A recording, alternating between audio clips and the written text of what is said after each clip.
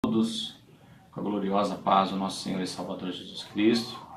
Uma boa tarde também a todos que estão nos assistindo pela rede social. Eu sou o pastor Eduardo Munhoz e hoje eu tenho comigo a minha digníssima esposa, a pastora Eliana Dias Munhoz. Dá um salve aí, uma bênção a todos que estão nos assistindo. Pai do Senhor, irmãos, Deus abençoe. Vamos aprender um pouco mais da palavra de Deus, amém? Nós estamos dando continuação no livro do profeta Isaías, um grande profeta, um homem de Deus, conhecido por ser um profeta messiânico, onde o seu livro contém 66 capítulos, que é dividido do primeiro capítulo até o capítulo 39, onde muitos teólogos consideram como se fosse o Velho e o Novo Testamento. Então, o capítulo 40 ao 66, como se fosse o Novo Testamento, falando sobre promessas futuras, daquilo que hoje, nos nossos dias, já se cumpriu e ainda também vai se cumprir, porque fala muito do reino milenar. Profetizou sobre Jesus Cristo, sua vinda, sobre o Messias. E do 1 ao 39 foi mais o Senhor, usando a vida do profeta Isaías para alertar o povo sobre o que estava acontecendo. Então, nós tivemos 2 aulas onde nós postamos na rede social e hoje nós vamos falar mais um pouquinho deste grande homem de Deus e é claro que me auxiliando também a pastora Eliana Munhoz. Então, quero também pedir a todos que estão nos assistindo, se você tiver um ponto de vista que nós não colocamos, você pode estar colocando, comentando aí também, que também estará nos ajudando. Você também pode ser o nosso professor, nos auxiliando aqui nessa aula. Bem? Então eu gostaria de iniciar falando, só recapitulando um pouquinho, que o profeta Isaías, filho de Amós, não o profeta Amós, mas Amós era irmão do pai do rei Uzias, e o rei Uzias era primo então de Isaías. E muitos que pregam a palavra de Deus dizem que o seu ministério começou no capítulo 6, quando ele tem a visão do alto, o alto e sublime trono onde Deus estava habitado, sentado e os seus serafins sobrevoando. E eu comentei nos 2 vídeos que o ministério de Isaías começou assim no seu capítulo 1, que ele inicia profetizando para o povo. O capítulo 6 é praticamente uma injeção de ânimo, Eliana? Isso. Então, Isaías, ele foi um dos profetas onde se destacou muito como um profeta messiânico. E uma das coisas que me chama muita atenção nesse capítulo, no livro do profeta Isaías, a divisão dele. O primeiro só fala da destruição, fala da correção de Deus, correção, e depois vem as bênçãos, restauração, vem as promessas, Então, assim, é um livro bem interessante sobre Isaías, onde o significado de Isaías é o Senhor é a salvação. O Senhor salva. E assim, para você, pastor Eliana, assim, o que causou esse transtorno? Claro, a gente comentou sobre idolatria, sobre o que estava acontecendo, mas assim, qual era a intenção? Porque nós vimos que Israel, porque ele estava dividido, Sim. Os 10 reinos, que é o reino do norte, que era chamado de Israel, e ali Jerusalém, que foi formado por Judá e Benjamim, que ficou com Roboão, que era descendente de Davi, neto de Davi. E Jeroboão pegou o reino do norte com as 10 tribos, chamado de Israel. Mas eu estava vendo, estudando, que o rei de Israel, que era na época Peca, ele fez uma aliança com o reino de Damasco para atacar o reino do sul, e contra os seus próprios irmãos eles estavam armando ali. Mas qual que era a finalidade deles atacar o reino do sul? Eu acredito que foi para acabar com a monarquia davídica, Aonde eles ali queriam estar tirando o legado de Davi. Ali onde eles queriam estar apagando na memória aquele chamado onde Davi construiu todo o seu legado. Então passou-se já 150, 200 anos, E ali o povo, o rei, ele queria erguer essa guerra para tirar essa monarquia davídica, Então eu acredito que o levante maior, claro que entre outras conquistas aí, teve outras intrigas e brigas para conquistar, mas a maior era a monarquia davídica, Então a maior guerra aí era para apagar. E isso me traz na memória um paralelo com a nossa vida. Posso comentar, pastor Eduardo? Pode comentar sim, fique à vontade. Então, eu venho dessa parte, aí o que me traz? Eu faço um paralelo com essa luta aí, essa guerra aí da monarquia davídica com a nossa vida espiritual, né?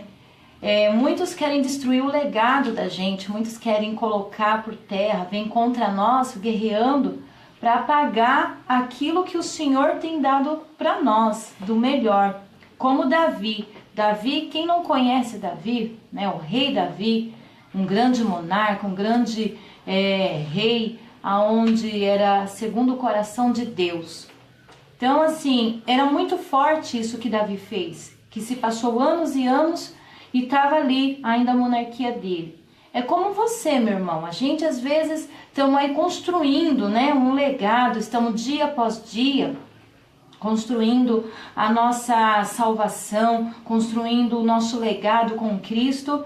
Aí vem o inimigo querendo destruir, derrubar a nossa fé, derrubar aquilo que Deus tem de melhor para nós, derrubar aquilo que nós deixamos para os nossos filhos, né, ensinamentos que nós deixamos para os nossos filhos.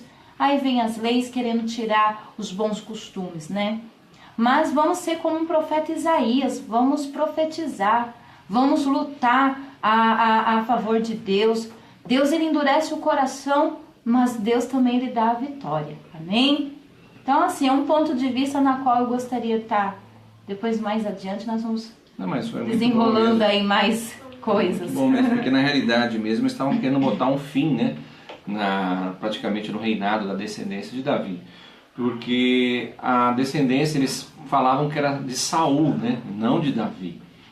Muitos não aceitaram Davi como rei, mas sim Saul. Acharam que Davi usurpou o reinado de Saul. E não foi bem assim, né? Foi-se dado, é claro que Saul ele foi levantado como o primeiro rei, né? O primeiro monarca, porque até então nós vivemos a época dos juízes, onde também nós demos um estudo sobre o livro de Juízes, e ali o povo queria um rei, né? Eles viam as outras nações, todas as nações tinham um rei, o próprio Deus em Israel era o rei deles. Então era a teocracia. Então a teocracia, Deus ele era o próprio rei ali do seu povo. Mas ali eles olhando as outras nações, que cada uma tinha um rei, né, um homem que comandava eles, então eles começaram a querer, né, as coisas igual eles viam ali. Então começaram a pressionar Samuel exigindo um rei. Deus levanta Saul conforme o desejo do coração deles, né? E Saul acabou sendo um desastre, né? Onde ele mesmo acabou afundando o seu reinado e, querendo ou não, ele passou a promessa dele para Davi. Davi foi um grande homem de Deus, desde pequeno, o temor do Senhor. Então eu acho muito interessante. Então a briga deles era essa. Então muitos não queriam dar continuação ao reinado, né, ao trono de Davi, porque eles achavam que era Saul, por legítimo que seria o rei.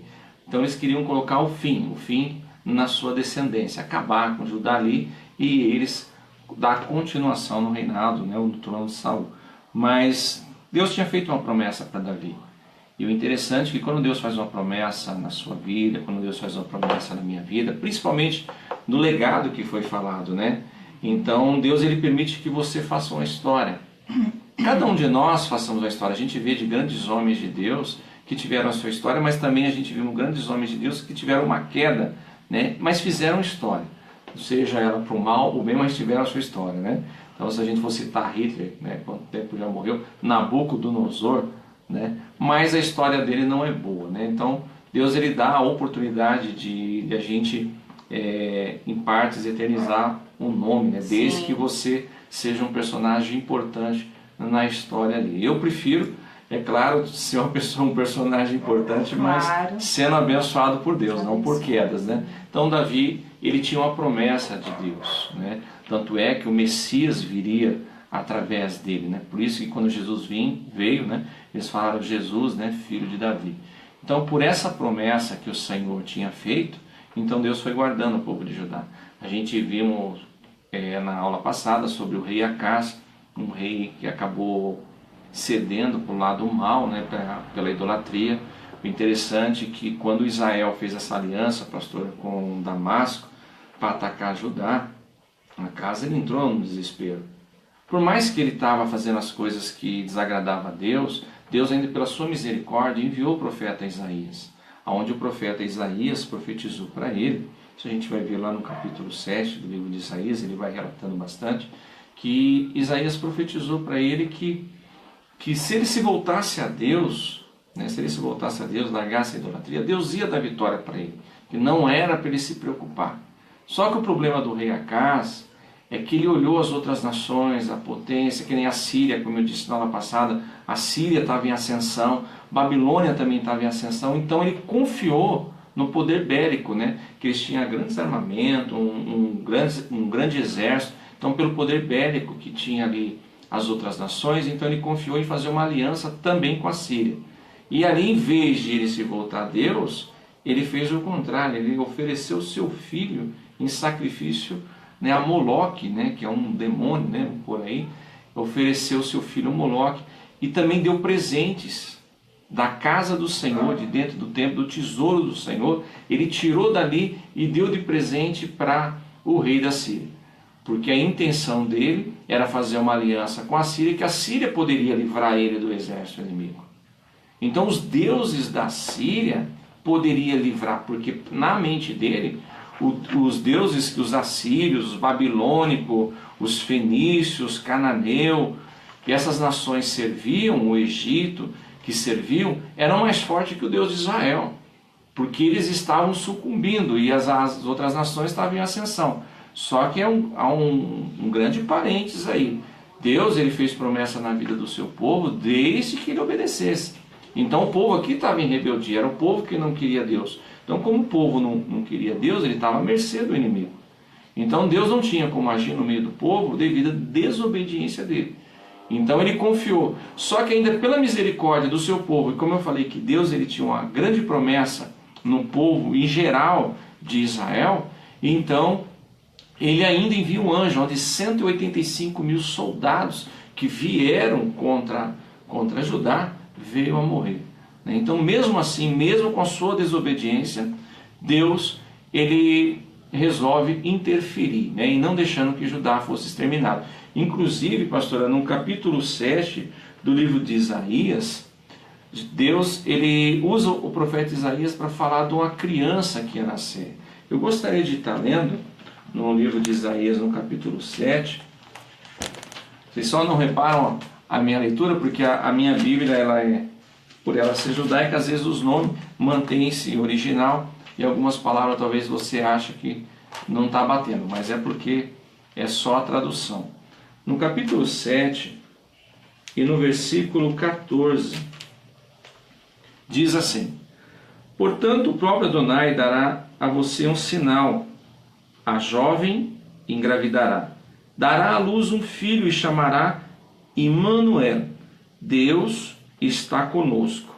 Quando ele tiver conhecimento suficiente para recusar o mal e escolher o bem, ele comerá leite coalhado do mel selvagem. Sim, antes de a criança saber o suficiente para recusar o mal e escolher o bem, a terra dos dois reis diante dos quais você treme de medo será abandonada.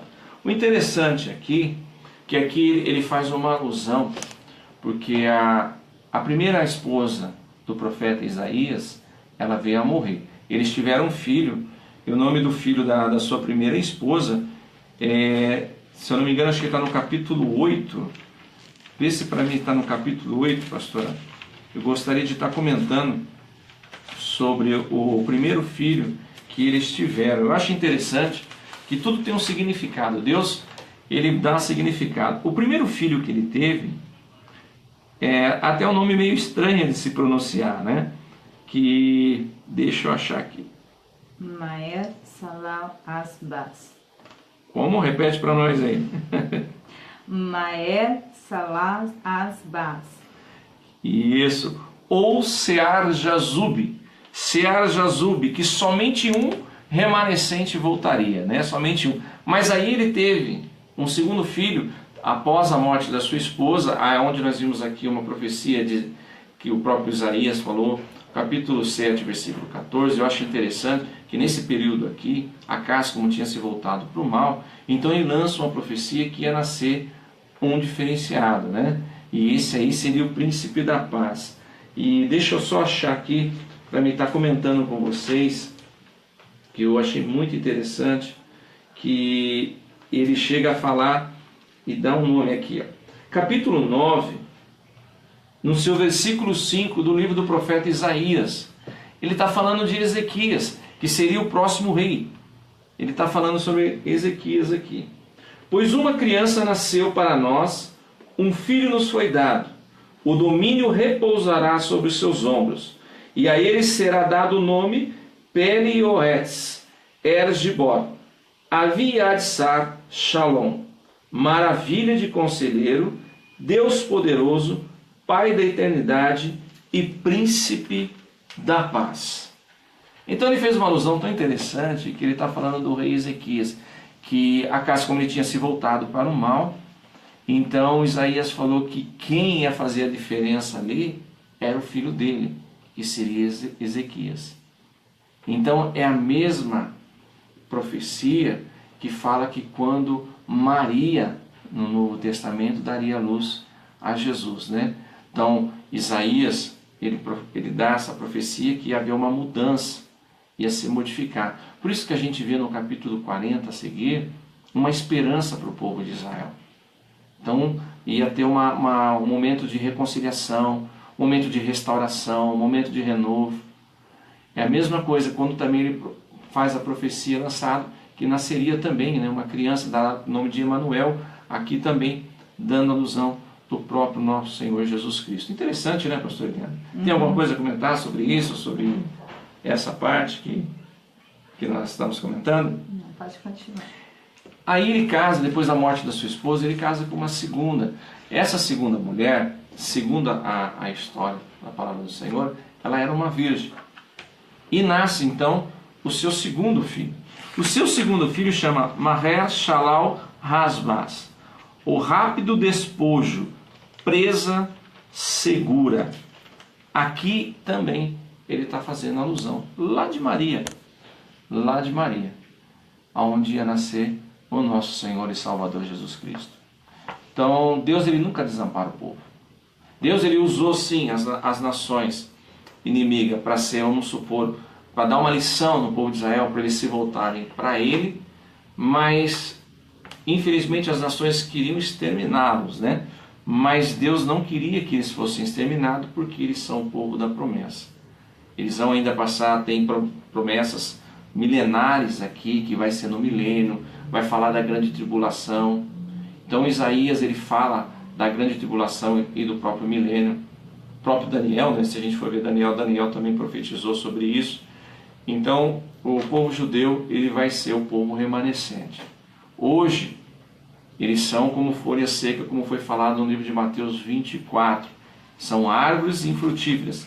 Voltaram a ser nação, mas ainda está infrutífera. É claro que muitos, né, estão sendo remanescentes. O que é remanescente? Então estão se voltando a Cristo. São os judeus que vão herdar a salvação através do arrebatamento. Mas aqueles que negarem o Senhor Jesus, eles vão passar o período pela grande tribulação, querendo ou não, vão passar.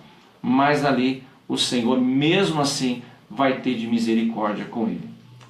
Alguma coisa a comentar? Não, pode continuar. O que eu acho interessante sobre a profecia de Isaías também é sobre Ciro. Ciro o Grande, né? Ele, no capítulo 44, se você tiver a Bíblia aí, eu gostaria que você abrisse para mim. No capítulo 44 e o versículo 27 do livro de Isaías, diz assim, deixa eu só achar aqui na minha Bíblia.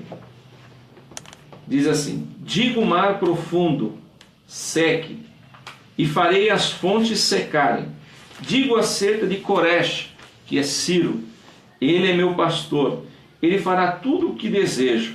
Ele dirá de Jerusalém: você será reconstruída, e sobre o templo suas fundações serão estabelecidas. Capítulo 45, primeiro. Assim diz Adonai a Coresh, que é Ciro, seu ungido, cuja mão direita ele tem segurado para subjugar nações diante dele e despir os reis de suas vestes. Aí presta atenção nesse versículo aqui, ó.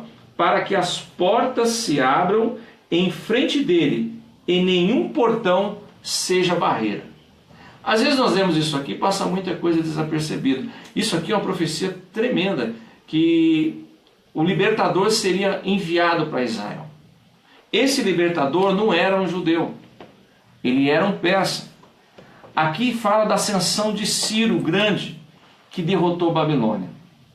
Essa profecia que Isaías falou aconteceu de 150 a 160 anos após. E o interessante, eu não sei, a Bíblia não relata isso, eu não vi nenhum Talmud também relatando sobre isso. Eu digo, digo de mim mesmo, que eu imagino que Ciro deve ter conhecido essas profecias. Porque ele fez exatamente aquilo que a profecia de Isaías estava falando. Porque os muros de Babilônia eram muito largos, que 2 carruagens passavam lado a lado. Os portões eram impenetráveis, não tinha como entrar nos portões. A cidade era alta e era cercado pelo rio Eufrates, que abastecia os fossos dentro da cidade. Então era impenetrável, pastor. Aí eu imagino que Ciro ele deve ter olhado as profecias de Isaías, que deu esse respaldo para ele. Deve ter dado esse respaldo. Porque como a gente lembra, né? No livro de Isaías, no capítulo 44 e 27, fala que o rio secaria. Baixar, não que ele secaria completamente, mas que baixaria o nível do rio Eufrates. Tanto é que se você for ver a história de Ciro Grande, ele vai até a cidade, até a frente, né, dos portões da cidade de Babilônia, e ele visualiza, ele vê que a cidade era impenetrável. Ele vê que não tinha como entrar pelos portões. E o interessante é que ele observava, eu creio que todas as noites, os soldados que se embriagavam. Eles se embriagavam porque eles se achavam seguros. Ninguém poderia derrotá-los, né? O rei ali de Babilônia, ele estava se sentindo no máximo. Não tinha adversário para eles. Então, só que ele observava um detalhe, que os soldados se embriagavam, né? E sempre quando a pessoa se embriaga, ele perde a lucidez, né? Ele não sabe o que está fazendo. Sabe onde acontece tal coisa assim que eu acho também interessante? No livro de Daniel. No livro de Daniel, se eu não me engano, eu tinha achado aqui, no livro de Daniel, acho que é o capítulo, eu não sei se é o capítulo 21 do livro de Daniel, que quando o Senhor, ele escreve na parede aquelas palavras no hebraico, mené, mené, né? Uhum. Por quê? Porque o rei, ele tinha feito um banquete. Nesse banquete, ele convidou muitos outros reis, e ali ele teve a coragem de pegar os utensílios de ouro que foi saqueado do templo, quando eles saquearam Jerusalém, levaram o povo a cativo, que eles ficaram 70 anos lá. Inclusive estava Medraque, Sedaque, Abidinego, Daniel também estava ali, Ezequiel, né? O profeta Ezequiel também estava ali. E Daniel, ele traduziu o que Deus escreveu. Por que a ira de Deus acendeu? Porque quando o rei Nabucodonosor fez essa festa, esse banquete, ele pega os utensílios sagrados, os utensílios ungidos da casa do Senhor, e serve vinho para as mulheres que eram praticamente prostitutas. Então ali foi um momento de zombaria com as coisas consagradas de Deus. Deus se ira de uma forma tão grande que aparece uma mão e com o dedo lá escreve a sentença de Babilônia. E essa sentença de Babilônia, o Senhor falou que colocou o peso dela numa balança e foi considerado pesado. E Deus ainda usa Daniel falando que Babilônia chegaria ao final dela. Ela seria, e ele profetiza ainda que seria derrotado pelos medos e os persas. Eu não sei, eu falo que eu falei, eu falo de mim mesmo, que eu creio que Ciro devia ter algum conhecimento dessas profecias. Porque Ciro ele fez exatamente tudo o que foi falado ali. Ele examinou a cidade. Ali ele conseguiu, porque ele era praticamente um engenheiro, né? Um arquiteto, um grande general de guerra, e ele conseguiu desviar a rota do rio Eufrates, criando aquedutos, né? E desviando o rio. E fala que o rio, a margem do rio ficou até a sua coxa. E ele e os soldados passaram por ali. E ali eles viram brechas. E se cumpriu também, porque eu não sei se é por causa da embriaguez que eles estavam, deixaram os portões abertos. Aqui nós vimos em Isaías 45, fala que o Senhor ia preparar isso para ele. Então, além de eles encontrar as brechas, porque o nível do rio baixou, e tinha muitas brechas, pastora, nas muralhas, porque essas brechas também tinha aquedutos que abasteciam os fossos, né, os poços, dentro da cidade de Babilônia. Então, ali, quando a água baixou, muitas brechas foram encontradas onde ele e seus soldados passaram. E também cumprindo, né, o que Isaías falou no seu capítulo 45. Então, Deus chama Ciro de meu ungido. Às vezes a pessoa pensa que ungido é só quem é servo de Deus, né? Ou o pastor, né? Ou o pastor, né? Que é ungido. Porque ungido tem um significado, né? Porque Deus designou, quando a pessoa é ungida, o chamado de ungido, é porque Deus está designando a pessoa para um propósito. Para um propósito. Por exemplo, no ministério, né? Dentro do mundo do cristianismo, dentro da palavra do Senhor, quando a pessoa é ungida, ela foi designada um propósito na igreja, né? Se ela foi ungida ao presbítero, ela foi designado o papel que o presbítero faz, né? Se ele foi ungido a diácono, então ele foi designado a fazer o trabalho de diaconato dentro da igreja, o pastor e assim por diante. Mas quando a pessoa não serve a Deus, a pessoa, mas como que é chamar de ungido? Mas é porque o papel dele foi designado por Deus para libertar o povo de Israel que estava cativo dentro da cidade de Babilônia. Interessante isso, né? Muito interessante, né? Até porque muitas vezes as pessoas confundem, né? O ungido com só é o pastor, só é o presbítero. E Deus usa seus profetas para dizer: eis que te digo, meu ungido do Senhor, menina dos olhos de Deus, né? Então isso cabe a todos a quem Deus quer designar para um desempenho na obra do Senhor, né? Usa até os de fora como ungido para abençoar o seu povo. Sim, mas a gente viu muito na história, né? Ó, se nós vamos pegar, a gente pode falar do centurião, né? O centurião não era romano, ele era romano, não era judeu, mas ele, querendo ou não, ele ajudou muito o povo judeu na época de Jesus a construir uma sinagoga, né? Do próprio dinheiro dele, do sustento dele, ele ajudou, ele era muito querido pelos judeus na época, né? Tanto é que quando o servo dele, que alguma tradução chama de filho, empregado, certo? Que ele chama Jesus, ou vai até Jesus, e ali ele chega para o Senhor e fala: olha, meu servo está muito enfermo, está muito doente. E Jesus fala: então vamos lá, né? Vamos lá que eu vou curar ele.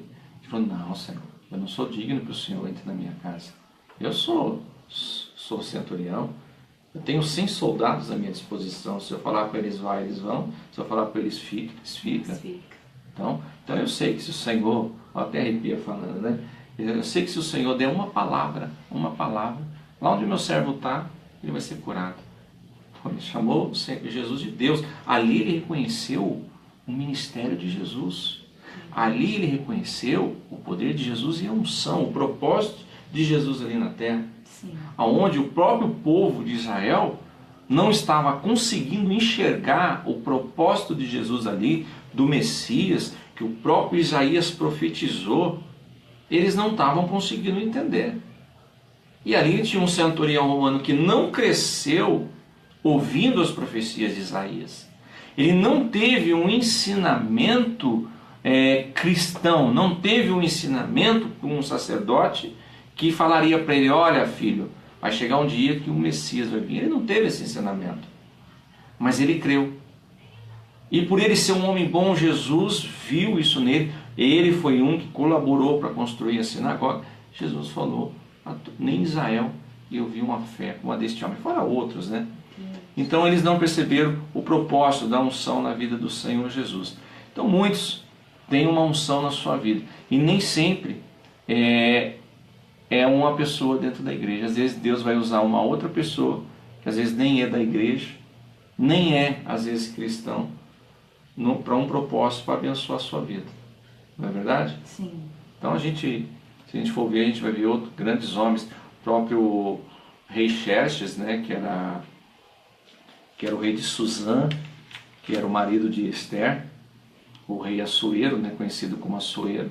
Ele pode dizer que ele foi ungido, ele teve um propósito ali. Qual foi o propósito? Ele defendeu o povo judeu que estava ali. Até hoje, o judeu, né, eles comemoram a festa, né, o dia do Purim, por causa disso, né? Então ele foi um libertador também, ele acabou ajudando, auxiliando a Esther, a sua esposa, então ele também teve um propósito designado, e ele era um persa.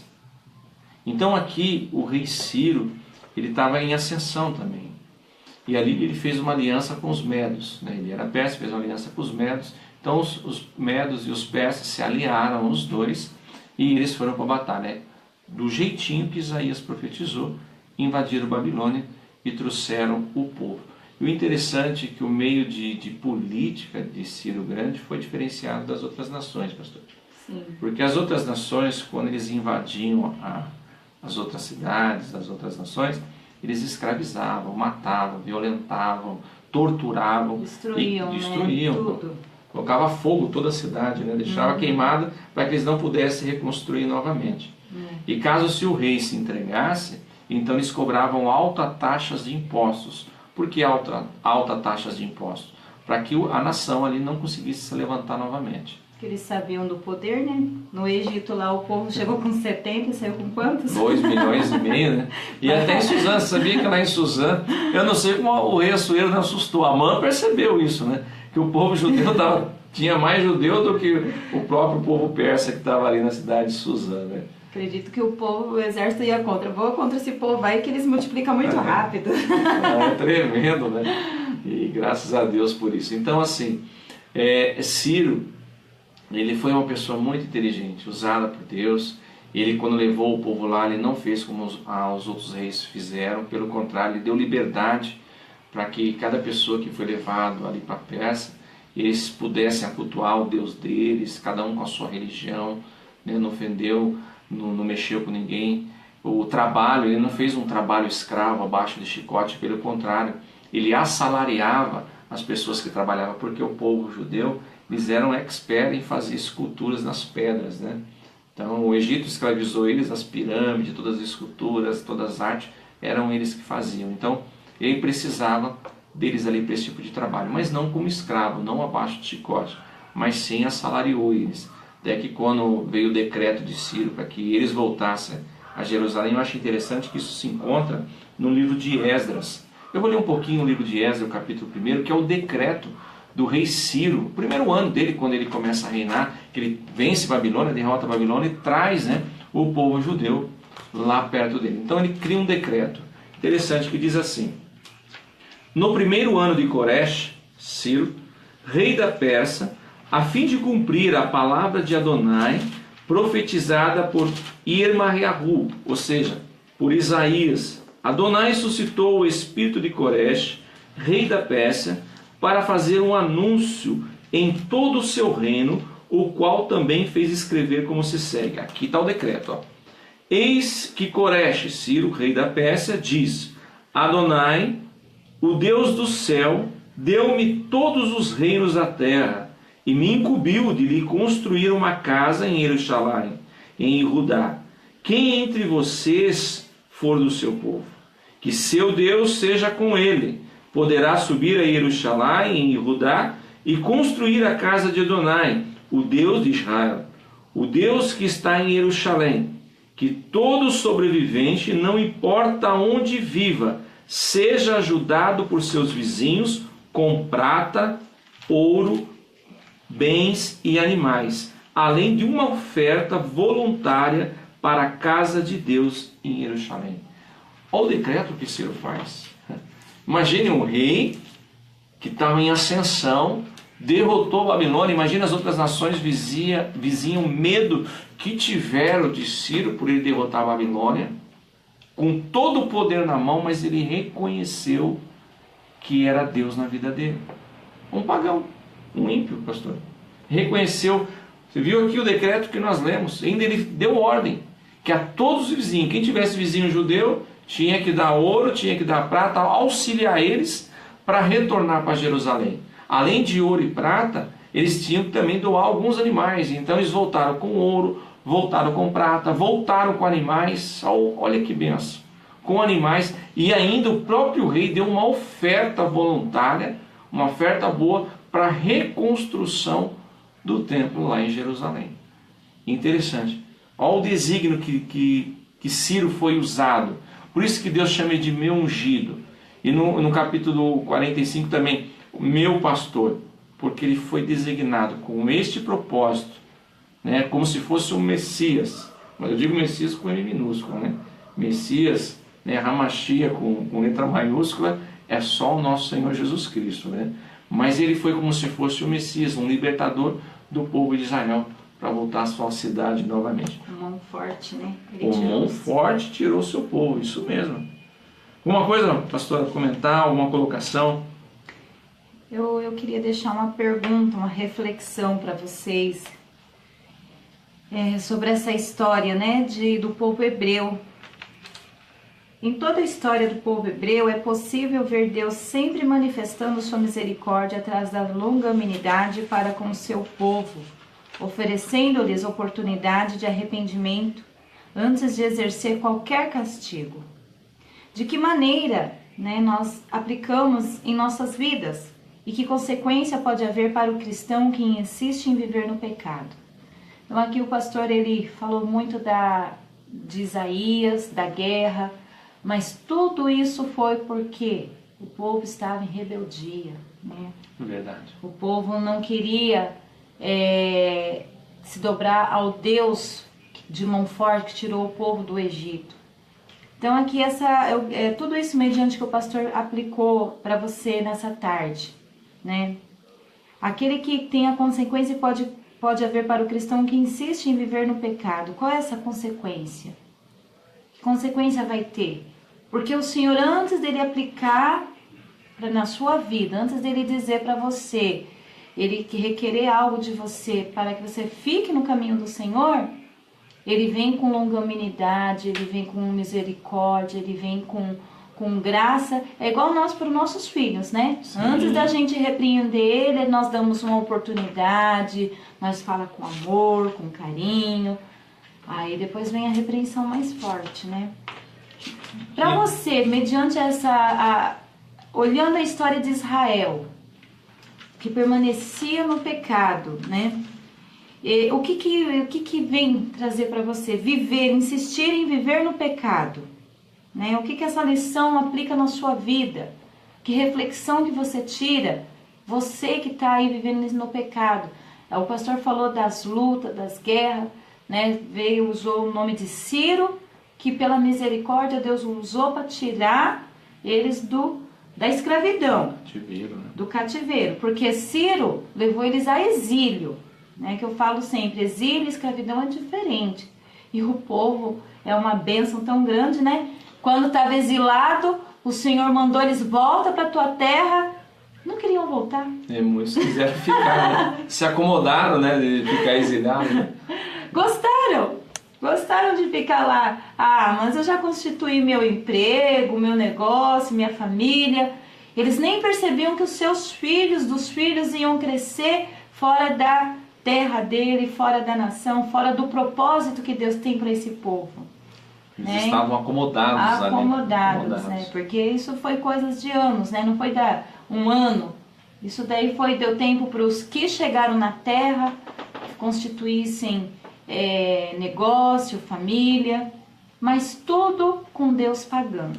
Até lá na frente, é claro que hoje nós não vamos entrar no assunto, mas nós vamos chegar ainda a fazer lição sobre o profeta Ezequiel, o próprio profeta Ezequiel, na visão que o Senhor dá para ele está repreendendo o povo que queria ficar, que tinha se acomodado, né? Exato. Aí é interessante que aí a profecia começa a cair naqueles que estavam exiliados, mas estavam acomodados, né? Que abriram negócios ali em terra estranha.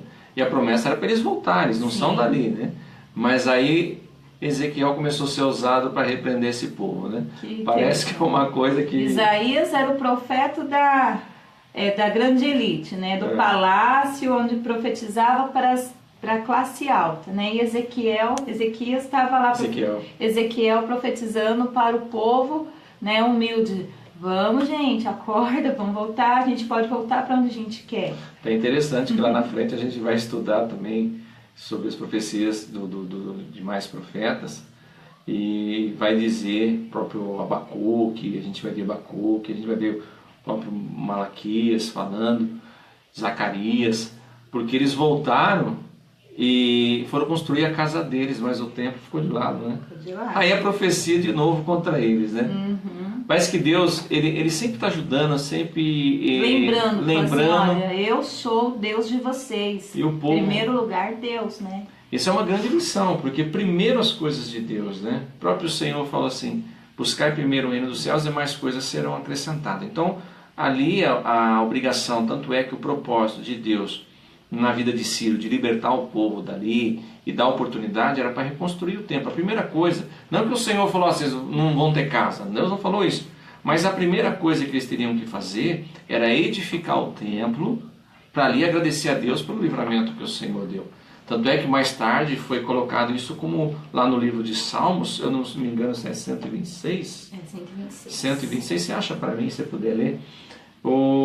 É chamado de Cântico dos Degraus, por causa disso, quando eles vieram, né, vieram de lá da Pérsia e voltaram. Só que eles esqueceram de Deus, né, mais uma vez esqueceram de Deus. E Deus jamais tem que ser esquecido em nossa vida, né? A gente não tem que lembrar de Deus só no momento da luta, só no momento quando a gente está cativo do inimigo através de opressão, através de indiferença, através de humilhação, a gente se lembrar de Deus. Não, no momento de regozijo, no momento de alegria que Deus te abençoou, é o momento que você tem que agradecer a Deus. Salmo 126, né? Lê para mim, fazendo favor, professor. Quando o Senhor trouxe do cativeiro, os que voltaram a Sião estavam com os que sonham. Então a nossa boca se encheu de riso e a nossa língua de cânticos. Então se dizia entre as nações, grandes coisas fez o Senhor a estes. Grandes coisas fez o Senhor por nós, e por isso estamos alegres. Faz-nos regressar outra vez do cativeiro, Senhor, como as correntes do sul. Os que semeiam em lágrimas cegarão em alegria. Aquele que leva a preciosa semente andando e chorando, voltará sem dúvida, com alegria, trazendo consigo os seus molhos. Esse salmo é um cântico, né? O livro de Salmos é cântico, é poesias, tanto é que a gente não fala capítulo, versículo, né? É como se fosse um inário o salmo, né? Como se fosse tem um inário da harpa, então tem uns salmos ali. Então ali eles estavam voltando e salmodiando, né? Cantando, louvando o Senhor nesse Salmo 126. Então isso aí tudo é uma conquista. Só para nós finalizar em Ciro, eu acho interessante que não foi só lá no livro de Isaías está marcado, também está no livro de 2 Crônicas, a 2 Crônicas dos Reis, fala dessa profecia no seu capítulo 36 e o versículo 22 do decreto que Ciro diz, que eu vou ler aqui um pouquinho para vocês. Então no primeiro ano de Coresh, rei da Pérsia, cumprindo a palavra de Adonai, conforme havia sido falada por Yirmeyahu, ou seja, Isaías, Adonai despertou o espírito de Coresh, rei da Pérsia, para proclamar em meio a todo o seu reino e mandar que se escrevesse, aqui ó, eis aqui que Coresh, ou Ciro, rei da Pérsia, diz, Adonai, o Deus dos céus, me tem dado todos os reinos da terra e me incumbiu de construir para ele me incumbiu de construir para ele uma casa em Jerusalém. Aqui Deus está falando para Ciro que ele tinha que despedir do povo, fazer um decreto que o povo voltasse, abençoasse o povo com ouro e prata, e além disso ele dá uma oferta mais para construir uma casa para Deus. Aqui está escrito aqui, construir uma casa em Jerusalém e em Judá. Quem quer que esteja entre vocês, que for do seu povo, que Adonai, seu Deus, seja com ele e que suba. Então isso aqui está no livro de 2 Crônicas dos Reis, 2 Crônicas, capítulo 36, o versículo 22. Então eu acho muito interessante isso que o Senhor fez, esse propósito que o Senhor fez. E o que eu acho também interessante, agora nós vamos falar de um outro Messias, né? Um Messias, o Hamashia, né? O Mashia, com o M maiúsculo. Esse aí é o nosso Senhor Jesus Cristo, né? Onde a gente vê no capítulo 50, no versículo 6 do próprio livro de Isaías, que fala, né, que dou as costas para aqueles que me batem, o rosto para aqueles que procuram arrancar os meus cabelos e a minha barba, e não escondo a minha face daqueles que me insultam e me gospem. Então aqui Isaías está falando de Jesus quando foi flagelado, quando ele estava fazendo aquele trajeto para ser crucificado, que as pessoas procuravam esbofetear ele, espancar ele, cuspiam nele, né? E amaldiçoavam ele, né? Então, nesse momento, foi se cumprido. A gente vê também no próprio livro de Isaías, no seu capítulo 53, que fala muito também. E o que eu acho interessante, que fala a volta do povo de Israel para ser uma nação. Eu gostaria que a pastora Eliana achasse para mim no livro de Lucas, no capítulo 4 do livro de Lucas e no capítulo 16. Enquanto ela acha, eu vou ler aqui também Isaías 60, no versículo 8 de Isaías, também vai falar do retorno do povo de Israel. E eu acho muito, muito interessante esse retorno, essas profecias que Deus usa Isaías, coisas ainda que nem aconteceu ainda, que são coisas futuras, que ainda vai acontecer. Isaías, tantos anos após, no capítulo 60 do livro de Isaías, 60, versículo 8, ele diz assim: quem são esses que voam como nuvens, como pombos em direção ao pombal? Isaías, quando teve a visão, não sabia o que era avião, né? Então ali era o retorno do povo de Israel para a sua terra. E eles voltaram no avião, né? 1948, 1949, né? Os judeus começaram a regressar. Lê para mim. 4,16. 4,16. E chegando a Nazaré, onde fora criado, entrou num dia de sábado, segundo o seu nome, na sinagoga, e levantou-se para ler. E foi-lhe dado o livro do profeta Isaías, e quando abriu o livro, achou o lugar em que estava escrito: O Espírito do Senhor é sobre mim, pois que me ungiu para evangelizar os pobres, enviou-me a curar os quebrantados do coração, a pregoar liberdade aos cativos e dar vista aos cegos, e pôr em liberdade os oprimidos, a anunciar o ano aceitável do Senhor. E cerrando o livro e tornando a dá-lo ao ministro, assentou-se, e os olhos de todos na sinagoga estavam fitos nele. Então começou a dizer-lhes: Hoje se cumpriu esta escritura em vossos ouvidos. E todos lhe davam testemunho e se maravilharam da palavra de graça que saiam da sua boca. Diziam: Não é este o filho de José? E eles lhe disseram: Sem dúvida me direis este provérbio: Médico, cura-te a ti mesmo?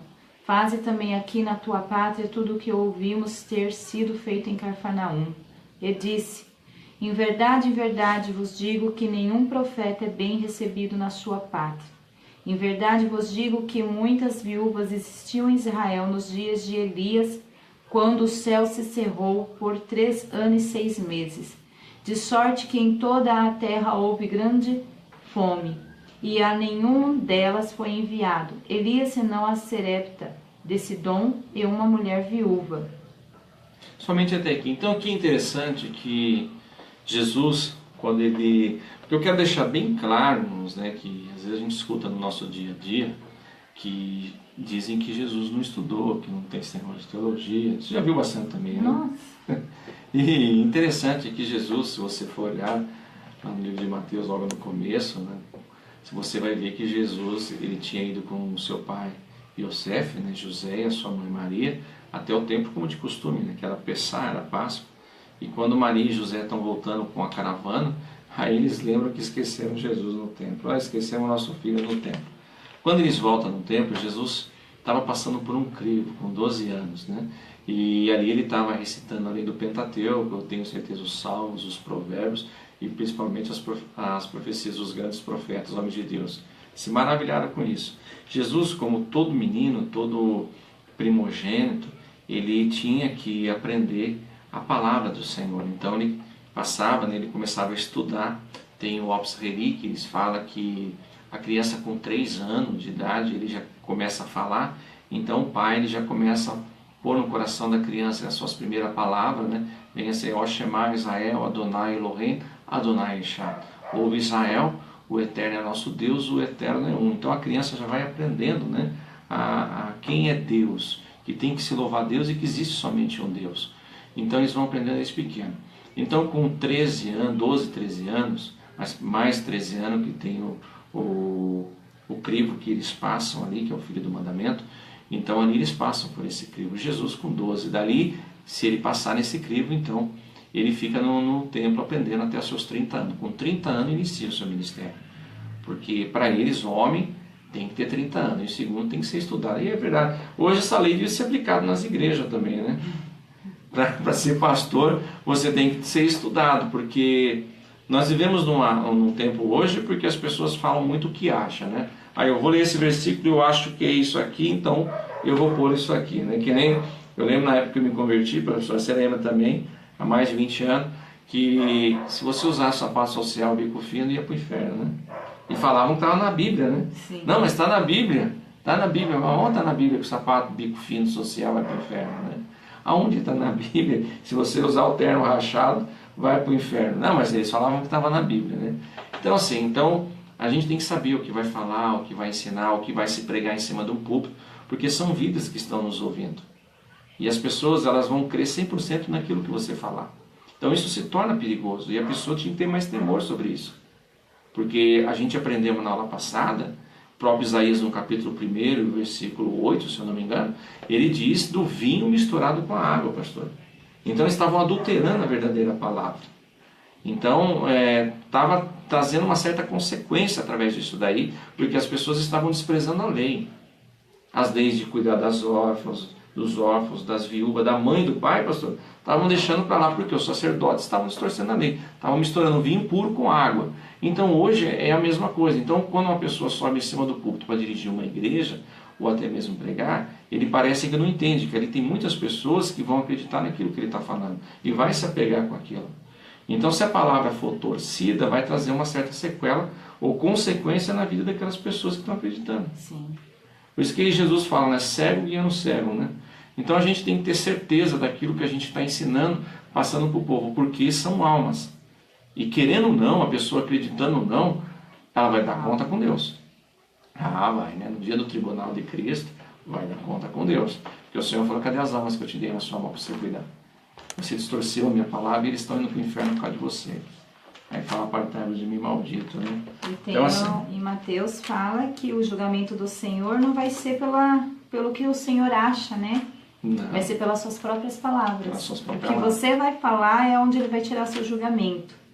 Então nós temos que cuidar, né? O que a gente passa, o alimento que é passado para o povo, para através das nossas palavras nós termos um julgamento, mas um julgamento de bênção, né? De bênção. Aonde Sim. vamos lá receber o nosso galardão, nossa coroa, vamos reinar com o Senhor, né? E o interessante é que Jesus, quando ele se forma, né, em 30 anos, que as pessoas chamavam ele de Rabi, Rabone, não era porque era apelido que achava bonitinho, porque Rabi quer dizer mestre, doutor, ele era um doutor da lei, ele era um mestre, ele cumpriu toda a lei, ele estudou no Sinédrio, então ele tinha teologia sim, ele era doutorado na palavra, ele era doutorado. Então quando ele foi no templo, na sua cidade, então eles viram Jesus, por Jesus ter se formado já, e eles pegaram, vamos dar uma oportunidade, né? E falaram, Yeshua, né? Yeshua Bet Yosef, o Bait Yosef, Jesus, filho de José, né? Chamaram ele, dando uma oportunidade para ele, vamos pôr aí, subir no púlpito e dar uma palavra, né?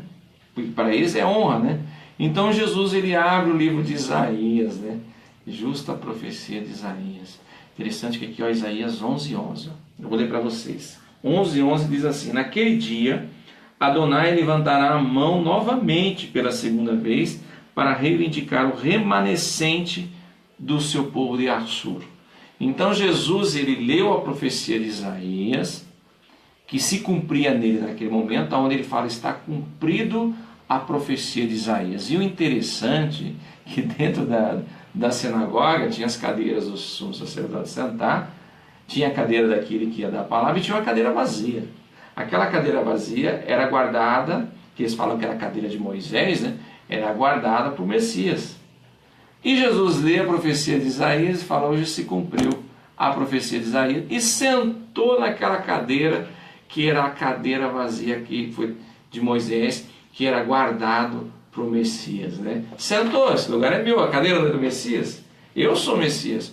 Só que o povo, sem compreender a palavra, às vezes eu fico meio indignado, porque eram conhecedores da palavra, não eram conhecedores da palavra, eles viram o que Jesus falou ali, a sua sabedoria, que não era normal.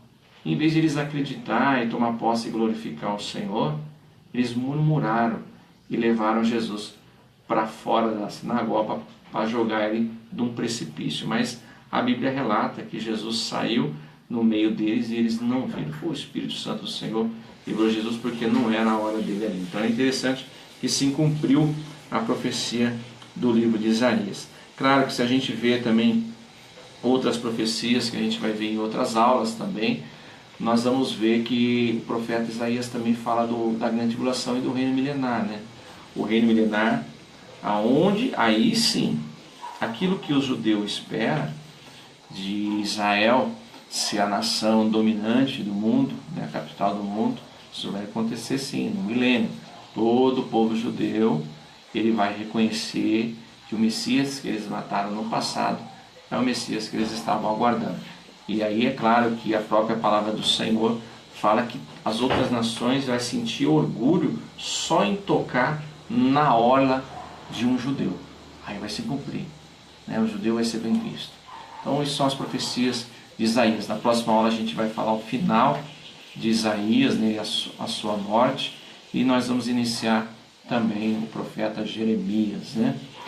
Eu quero, né, nesse final, deixar um convite para você, né? Mais uma vez eu vou estar mostrando aqui o nosso livro sobre os profetas maiores. Então nós temos o nosso curso do IBAD na Igreja Assembleia de Deus Vida Nova, ali no bairro Morumbi, Rua Serra da Mantiqueira 1097, aqui em Cascavel. Então você que mora aqui em Cascavel e gostaria de aprender um pouco da Palavra de Deus, vem estudar conosco, né? O curso começa às 20 horas, 22 horas, paramos um período para tomar um cafezinho, né? É bom, né? Período para tomar um cafezinho lá, mas é bênção de Deus. Então aguardo. Às vezes você tem dúvida, você quer aprender mais sobre a palavra do Senhor. Lá você tem a liberdade de perguntar, né? Desde que seja da lição, né? Mas você tem a liberdade de perguntar, de tirar as suas dúvidas, porque é muito importante nós conhecer da palavra de Deus para nós pregarmos o Evangelho, porque o ir de pregar a toda criatura, você tem que ter conhecimento, né? Então nós temos ali, nossa igreja é pequenininha, é humilde, mas eu sempre falo que tem bom coração de nós, né? Sempre cabe mais um. Queria também deixar um grande abraço para todos aí, pastora, mande um abraço para essas pessoas que estão nos assistindo, né? Eu vou começar aqui pelo Josafá Gomes e a Mel Barros, né? Mel Barros, Deus abençoe, Mel Barros, Deus abençoe o seu trabalho, Deus abençoe a sua vida. Josafá também, nós também vimos, tem o Josimar, eu não lembro a cidade, acho que ele é de Curitiba. O Josimar é professor de Kung Fu, né? Deus abençoe. E também pregador da palavra, né? Então ele derruba tanto o inimigo na rasteira, mas também derruba o inimigo na palavra. Esse Josimar é uma benção. Então, Josimar, Deus abençoe também a sua vida, o seu ministério aí em Curitiba. Também nós vimos a Salete, que esteve nos assistindo também, a minha sogra Josefa, que sempre está nos assistindo. Fala também um pouco, só eu que falo. Mande um abraço. Mande um abraço para todos. Eu quero mandar um abraço aí para Marcinha. Marcinha, Deus abençoe a sua vida, né? É uma amizade aí a longa data já, né? Nossos filhos aí têm a mesma idade, estamos aí na comunicação. E quem está nos assistindo também é a Rafaela, né? A Rafa? A Rafa também está assistindo. Um abração para a Rafa aí. Deus abençoe, Rafa. Também quero deixar por Valmir Meirelles, Adão Munhoz, Salete Souza, né? A minha mãe está assistindo também, bênção de Deus, né? E a todo o povo que nos assistiu hoje e ao nosso ministério, que Deus venha nos abençoar grandiosamente e também abençoar você, que vocês venham a ser sempre edificados com mais uma palavra. Né? Daniel também, né? Daniel Lucas aí. E também minha prima Solange, né? A Solange sempre está nos assistindo. Eu vi também passando a Ângela também está nos assistindo. Acho que está de folga, né? Dia do Trabalhador, está em casa, lá de São Paulo. Um grande abraço também, Ângela, Daniel Lucas. Daniel é um grande amigo nosso lá de São Paulo. Oi, Daniel. Daniel hoje é obreiro da casa do Senhor, né, Daniel? Eu lembro do Daniel, quando nós começamos o Evangelho, e ele estava numa situação tão difícil, e eu lembro que muitos falavam para mim assim, Eduardo, deixa ele para lá, Eduardo, deixa ele para lá, ele costuma vir na igreja e sair, nem liga, deixa para falar, não, eu vou insistir nele, né? E eu louvo a Deus por não ter dado ouvido a essas pessoas, mas ter dado ouvido ao Espírito Santo, porque hoje o Daniel está casado, a sua esposa louva ao Senhor. Você foi o Barnabé? O Barnabé, né, Daniel? É, Daniel, esse aqui é o seu Barnabé, né? É o Barnabé, Daniel. O Daniel foi uma bênção, obreiro aí, hoje eu tenho orgulho de ver aí, pregando já a palavra do Senhor e a sua esposa ali. Também a Eliane Ferreira, né? Eliane Ferreira também, um grande abraço, que Deus venha abençoar a vida de vocês, que está nos assistindo. Deixa aí um curtir, né? Se deixar um curtir, a gente vai estar vendo que está gostando do vídeo, né? Verdade. Tá deixando o vídeo. Estou aproveitando hoje que eu dei o trabalhador, que a minha esposa está em casa para fazer essa parceria no estudo, né? Mas sempre que der a oportunidade, eu vou estar chamando ela para me auxiliar, né? Porque eu sempre falo, eu não sei tudo, né? Mas às vezes o pouco que eu não sei, ela completa aí, Tá bom. tirando as nossas dúvidas, né? Vamos e assim lá. a gente vai. Então, Deus abençoe a vida de vocês, que tenham uma tarde maravilhosa, uma noite maravilhosa, e que esse dia Deus possa te dar vitória na sua vida. Deus possa contemplar aquilo que você está pedindo, aquilo que está no seu coração. Amém? Deus abençoe a todos e um Shalom Adonai Shava'ot. Amém. Deus abençoe. Tchau!